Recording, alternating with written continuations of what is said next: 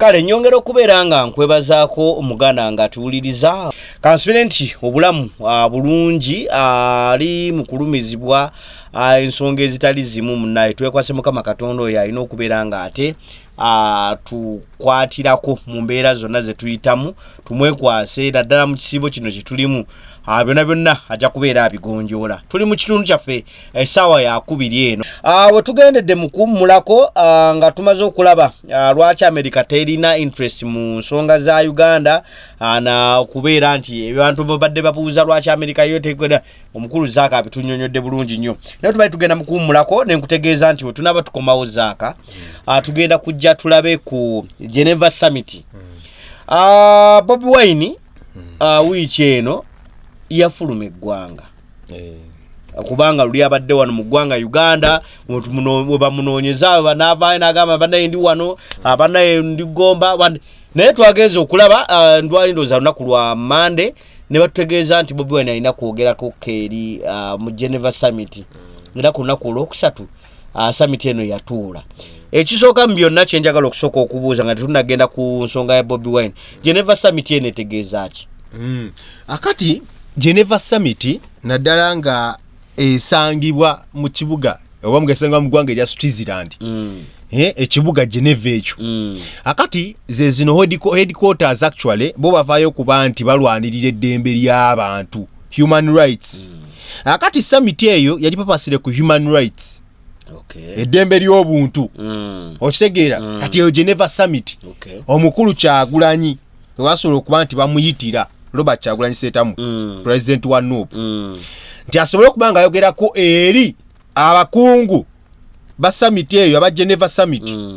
Balabe ensonga za Uganda ziyinza kuggwa zitya. Ye bayinza kukola ki okuba nti bakwasaganya ensonga ezisobola okuba nga sikwa kati Geneva Summit kye kitegeeza ekyo simply. Eyo eriwo kuba nti eraba eddembe ly'obuntu terityoboleddwa likwatiddwa mu ngeri ennungamu. Abantu bali batya bo boogera ki? So kakati kyekyo omukulu Robert Kyagulanyi Ssentamu president wa NUP kye baamuyitira okuba nti akola tetwamula conferencing nga linga kali conferencing yali akola kyayogerera. Bwe kitoko kiri. Okay.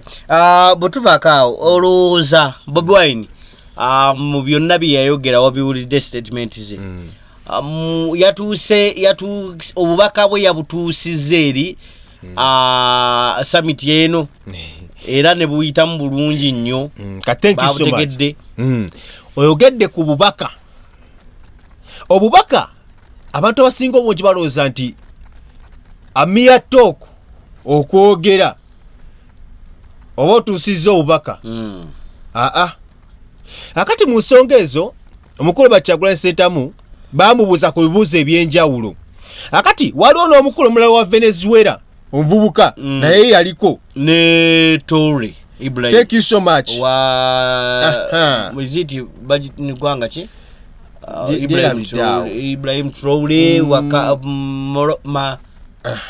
eria mchera bidezi gwa Burkina Faso. Burkina Faso. Akati mu nsonga ezo ye yavayo kubanga akati Tole yoyo naye yavayo kubanga nga akotinga mu Kyagulanyi Ssentamu. Omanyiye noono tebagirawo bati tebazigatta nnyo. Okitegeera. Kakati mu nsonga naye nga oli agezaako kola nga akuwa stats eza buli kimu. Batoula abo n'omulala wa Venezuela nga bakuwa stats kubanga baziina already. Kati maybe atuyinza okutwala nti omukulu Kyagulanyi Ssentamu mu ngeri gy'abadde kale ali mu dduka ennaku zino nga gavumenti eyithange emuli bubi oba mu kwekweka omwo tiyasobola kubanga ye preparinga getting ready for a summit. Kubanga okwogera eri Geneva kintu kikulu nnyo kiba ky'amaanyi. Wafuna omukisa ng'ogwo ti omukisa guno okukozesa otya. Abantu bano kye batawunikanako bo tebali nawulidde. Bo bali nnyo ku bukakafu. Facts. Thank you so much. Obukakafu buliwa.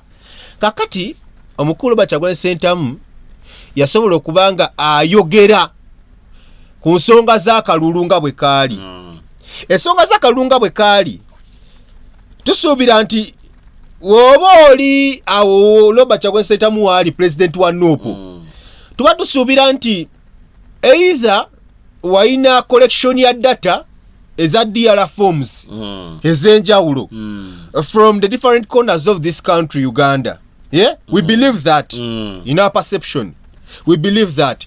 Tulowooza ati woba ogenda kubanga oyogera Kalulu banga bambuuza how many constituencies do you have? Yatugambe 5 constituencies. Ize yatugambi. Ziyezi yatugambe 5 naye tezikola zitya teziwera. Thank you so much. Kati awo akabonero obo kasudde akasooka. Ostegera kubanga bagamba constituencies mu ggwanga ati Uganda tosobola bakati ndoza ye ya kyakola kyeyakola kyali kya ababaka batula mu parliament 529 ye we yakoledde estimate eyo n'aleeta nakatukagamba ye mundo chaka mundooza ya president wa Nuupu yalowoozezza nti buli mubaka ava mu constituency nenga tulina division ne districts. You get a thing? We have divisions. Ngabola banti Machinde division. Nakawa division. Osegera. We have districts. Naliri tumbaka. We have constituencies. Ateri tumubaka omukyala no district eri tumbaka omukyala n'ababaka abalala ba constituencies. We bali nnyo. Kati awali obuzibu tekisooka kigudde. Si kituufu. Osegera. Bwe tugenda Kalulu tulaga nti na collectinga DLR forms bweziti DLR form eyava mu lower zone katugeze Machindi East wenviraawo lower zone nti Robert Kyagulanyi yafuna obulu ku DLR buli webuti naye wano we bagenda okuba nti balangirira Category Commission balangirira buno anti tetuina tasobola kubuwa nsonga Elect Commission bwe yali erangirira ekyo kibuzo bakibuuzaako nga ne bagiraga nti bye mulangirira mu bijjawa nga yote kulaga nti mu district bweti oba kuva mu constituency bweti ku polling station bweti wa gundi twafuna obulu bwebuti batubala bubazi ebitundu tubala constituency ne districts nebo tebabitulaganga okay kakati oba tebabitulaga kale gwe tetugagenda tugakola comparison compare and contrast tugenda bikola kati gwe jango tugambe nti according to me Kampala nasobola okubanga nsoloza DLR kubanga Kampala ye mwango solo funa ba agent abali ku polling station Kampala DLR forms eza collectingwa zali bweziti nafuna obuluwe buti naye mu Kampala omuyendo gwali bweguti. You get? Otuwe DLR wali ogitekewo bwe tugamba kuba wambe abakwatiddwa bonna nga wala n'otuwa amannya olukalala lw'amanya kubanga batugamba bali 5 Secretary General yatugamba w'ekibiina kya Nuupu bali abawambe beka 5 but we believe nti basukamu wali bakwata batamanyi we believe kale 5 ebyo tuleetera amanya akadde kabaddewo akasobola okukkirizisa okulaga constituencies zonna ze mulina okulaga amanya okulaga DLR forms zonna ziwafuna n'okulaga abasibe bonna bwe bakubuuzizza kabaddewo. We would believe nga ba layman abantu ba bulijjo we believe nti singa abadde ne screen emabega wano ne Geneva ina poto kwasobola okubanga basindikira ebintu ebyo n'agamba nti kale wano ndi mu kubakola mbakolera start wano ku gundi kuno ku screen eno but I think tejja kubanga mbira bulungi nnyo but I've sent some evidence on your portal go and check as Geneva to find out whether what I'm speaking about is the truth or not. You get cha obudde obwo wali busobola okuba nti bufundika you highlight. You don't go deep issues. You highlight. But highlighting you tell them for more details, check your portals. Have sent some data. Okay. You get? Akati ebintu ebisookerwako tebyakoleddwa. Akati twagenze mu Geneva nga tuli nga beteteese naye nga tuli ku guesswork ogamba nti kati we have this in Uganda nti kubanga abantu baffe we believe nti abantu waffe bo tebafaayo kunoonyereza. Era abazungu batugamba nnyo nti owagala kweka omuntu ow'ekizinga kiri information giteeke mbuwandiike tetusoma ajja samba kipapula saagadde koyisa continent ajja samba kipapula kiyiteko Africa kale ajja samba kipapula kiyiteko aleme kumanya kyekirimu. Kakati sene gye twatutte bambi teyabadde nnuŋŋamu nti singa ageze ne facts emangu n'embiro Geneva yanyibadde taking action according to the matter explained. Geneva erina obuyinza obusobola okutekinga action ku ddembe ly'obuntu. Geneva weeyina obuyinza weewuwa okuteeka sanctions envumbo ku bakulembeze abamu kubanga naye kyeyabadde asaba ennyo nti njagala CDF ateekebweko envumbo. Njagala omukulu Kaguta Museveni ateekebweko envumbo n'abakulu abalala yasobola okubanga akola atya ameshoninga. That would come. Nekirala nti bano jukira bakwatagana nnyo ne World Bank. Uganda jukira nti good economy yaffe oba kale budget yaffe ezimbibwa nnyo ku kye tuyita tutya surplus budget. Uganda tunakubanga tutuuka waawo ku budget ki nsere neewole. Kakati deficit budget ye yaffe nti ffe tubenefitinga ku sente neewole tugenda mu IMF International Monetary Fund ne twewole sente netugenda mu World Bank ne twewole sente ne zikola budget yaffe nti ffe emisolo gye basoloza URA tegisobola kuba tigiyimirizaawo eki budget yaffe nga Uganda. Kati abazungu batukwatira nga basaze emikoso gyonna egiva mu sente ezikola budget ya Uganda okutufacilitatinga kubanga Uganda as a country tetunafuna busobozi bweyimirizaawo nga ffeffekka amafuta tegenda kuba tigafuluma officially. You get kati Uganda afuluma tunagafunako omukulu atugamba tuyinza okugafuna era nayo bijasi byakusuubiriza ku mafuta gange byakusuubiriza. Kale kyali kigera okuluma president oba kiba kiruma regime eno eriko kyabadde bujulizi bw'ogenda kujja nabo naye si kujja kuba kunyumya mboozi because it was yabadde mboozi manya mazima gakaawa teyabadde mboozi amazima gakaawa nedda ku basajja bali abadde nga mboozi nga tolina bujulizi okitegeera kiyewo ogenda mu kooti nga tolina bujulizi oba onyumya mboozi asajja bali ba statistics ba evidence ba bibalo okitegeera kandi abanoza bagambe kakati tuyingirewo wa. Anyways ebyo Geneva yo nga yo yasobodde okubanga omukulu Robert Kyagulanyi Ssentamu kuba we believe tinaffe banayoga twagala tubeere free cent free okitegeera but omukulembeze akulira ekisinde ekyo eky'Abannayuganda tuyinza okugamba nti abangi kale abalina essuubi mu nkyukakyuka bambi teyasobodde kubanga adelivaringa to the maximum. Anaalayira ataalayire ajja kulayira as usual nti ye ono tabeera ku paniki akikulagirawo ekyali Tanzania mwakiraba baali bakamala okuba nti balangira Samia Suluhu enkeera n'alayizibwa na mu restaurant ate ku bukuumi obw'amaanyi ennyo independence yaabwe neetabeerayo omwaka ogwo. Thank you so much. Kibaki mwamulaba eri enjogera bajja nti layiza mangu kola bwangu nga layiza Kibaki kola mu bwangu naye ono omukulu akulaga nti nze ninda na ekisaya kyange bwe kiggwera weenayirira eri mu meeyi gyakuteeka talina panic era akulaga nti business now goes as usual.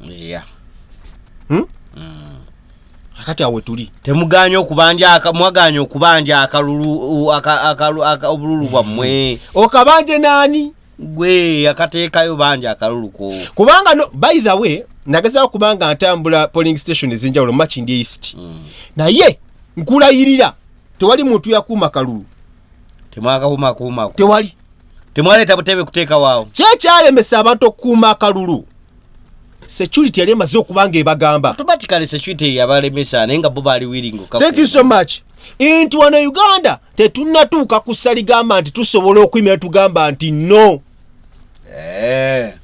otegera one ekisooka tetulina ssente za nsako zisobola kubanga zifandinga protest or demonstration peaceful demonstration bewakanga maliridde abewaka bagenda kulya abewaka wali mbalekedde emitwalo 10 zebanaalya webale munaku ezi nga siriiwo ngenze kwekalakaasa we don't have it bwavu kiyinga tetutuuka ngogale wayi lwakisiba kwekalakaasa kuno kate n'ekirala timing nti akalulu kajjidde mu timing mbi nti abaana badda ku masomero fizi zikuleega ng'ogamba kugenda kunoonya thank you so much ate n'ekirala nti gavumenti nereeta amagezi oba ni ababalidde simanyi ababalidde gavumenti nti gavumenti eddamu neyongezaho n'ennaku endala 10 kati 10 omuzadde agamba nti wano wenwanira mu nnaku 10 nfuna akasente omwana agende ku ssomero timing kale okyali ku www.radio bali kubanga otambula naffe kansubire nti obulamu butambula bulungi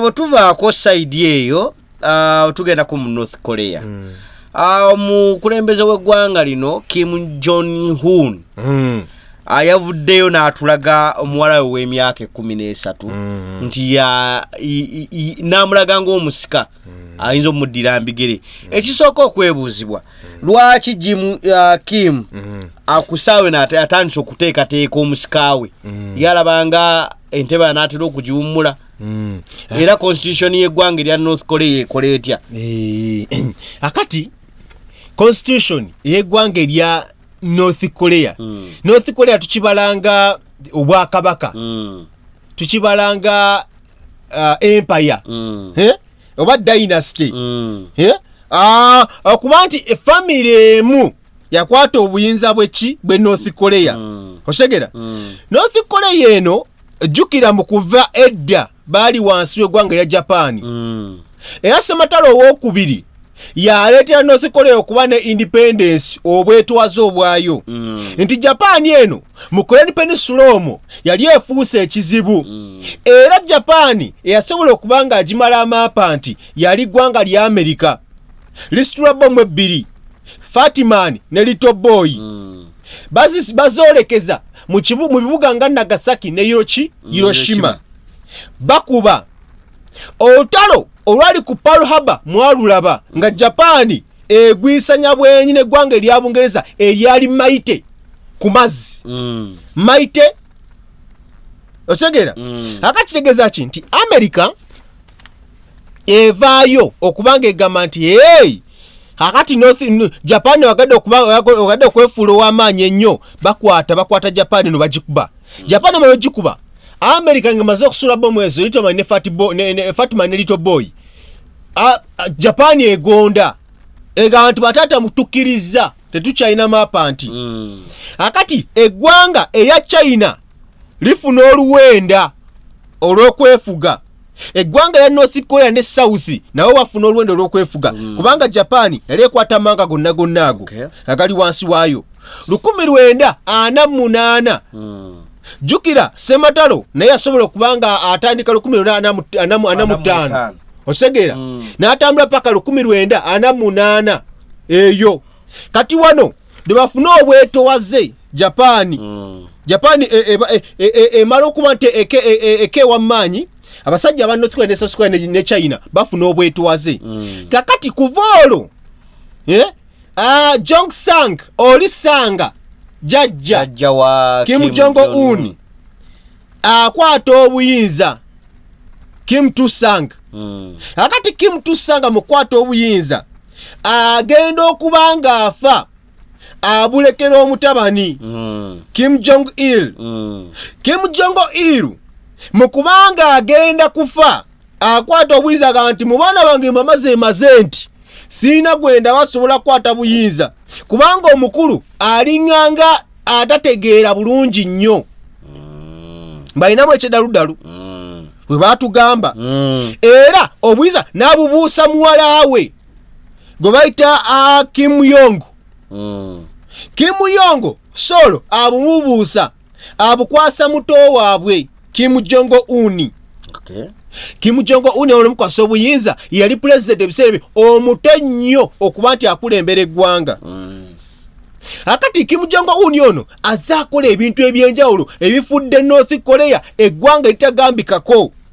Okay. Nga n'Amerika essaawa zino emala kubanga esaba lukusa okwogerezegana n'omukulu gwebayita Kim Jong Un. Trump ndoza yasooka ma president wa Amerika okuba nti asobola okuteekawo enteeseganya eza bwenyi ku bwenyi tuteese otuwanyukira tomutuwa. Lwaki Amerika eremeddwe essaawa zino genda wali mu Korean Peninsula okuba nti ebanja nuclear weapons oba ebanja nuclear programs ne power plants nga bwebanja mu Iran? Kibuzo kya simba nti Amerika kyeyeewaze kiri kimu kyokka China.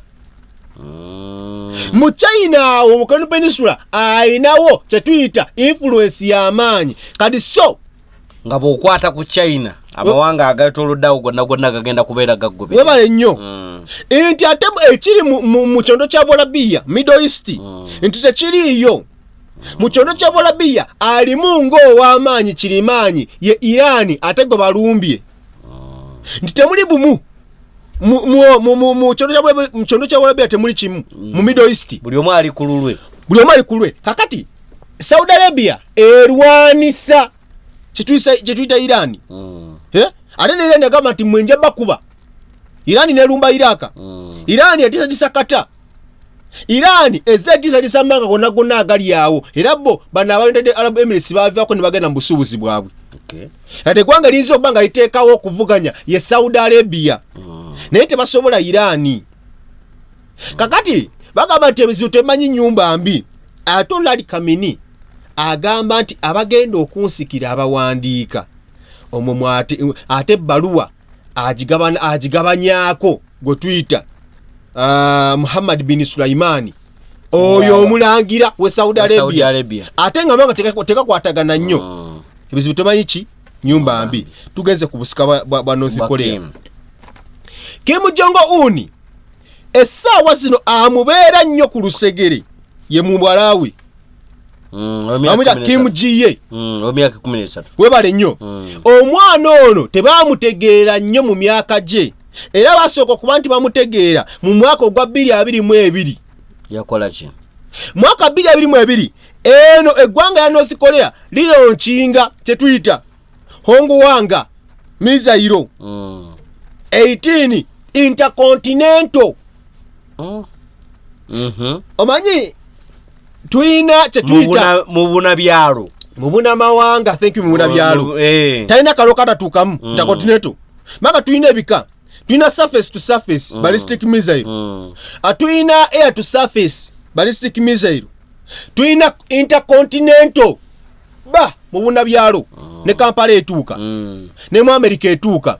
Kakati bakwata Hangwang baagala okuba nti bagironchinga intercontinental ballistic missile. Omwana mwala alabika kunako olw'ekitiibwa olwo olunene alabika Kim Jiye. Kim Jiye no mukulabika eyasooka okubanga amutegeeza yali muvubuka nno nga bamuyita batya amuyita Ramadan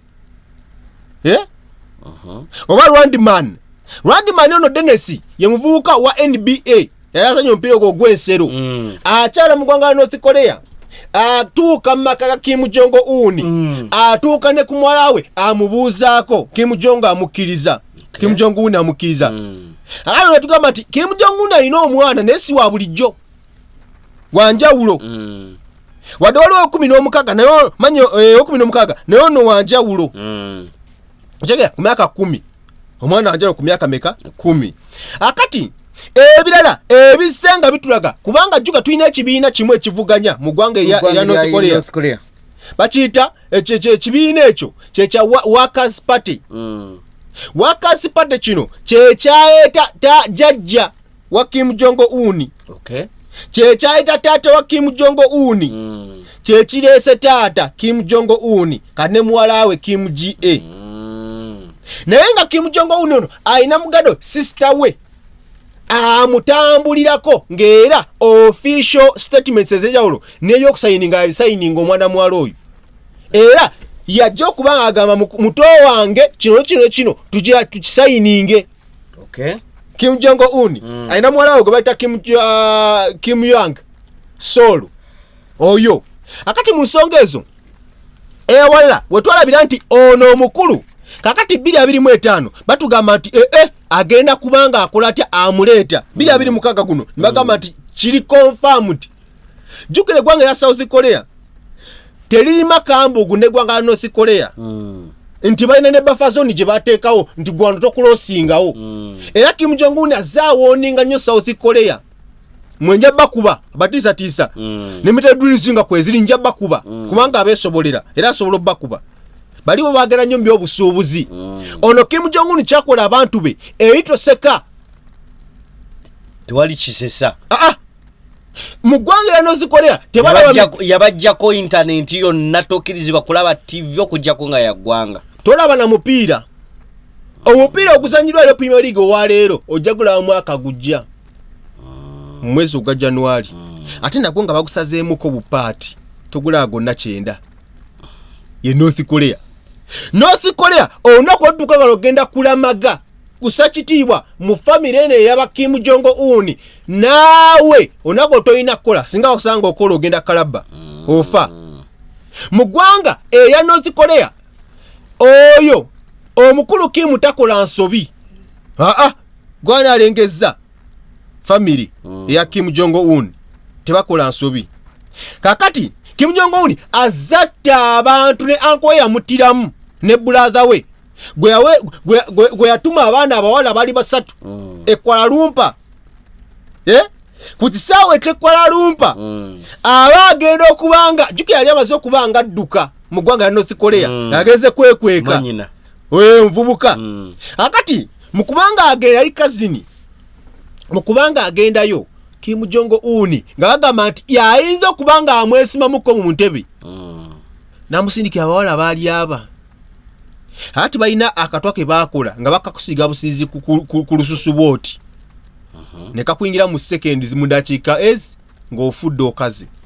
Akati ono ovubuka abaali Kuala Lumpur ayakubanga ali nnyo okuva mu ggwanga agenda awalala amwana omuwala ajja kalingi nga ati amanga bino omanyi nti abaana abawala bano basireeya ajja ye masagula amukonawo obukonya ati ku lususu.